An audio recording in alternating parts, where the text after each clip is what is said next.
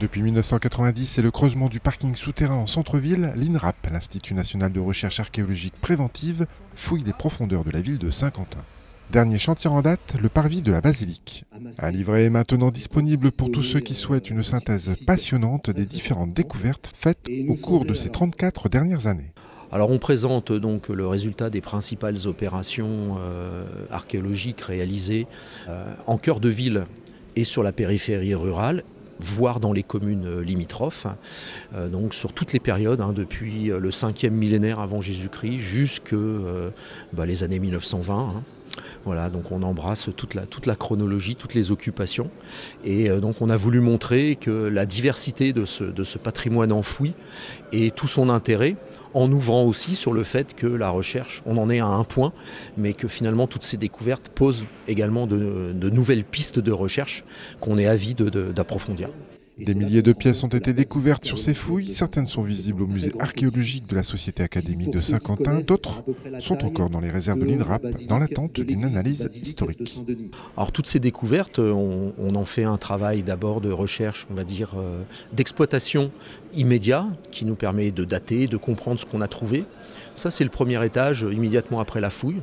Puis après, on prend un peu de hauteur et on essaye de resituer ce qu'on a fouillé par rapport à ce qu'on a déjà fait à proximité, qui nous permet de comprendre non plus à l'échelle de quelques parcelles, mais à l'échelle de la ville entière, comprendre son évolution et comprendre aussi comment la ville s'est accaparée petit à petit de son espace et de l'espace limitrophe, comment elle l'a mis en exploitation à son service, comment elle l'a organisé aussi. Et les relations ville-campagne, finalement, qui sont une préoccupation très actuelle, on se rend compte qu'avec l'archéologie, on peut les comprendre sur des périodes reculées. Le mémoire retrace l'évolution de la ville de ses origines jusqu'au XVIIIe siècle, une cinquantaine de pages faciles à lire et qui est rarement éditée pour une commune.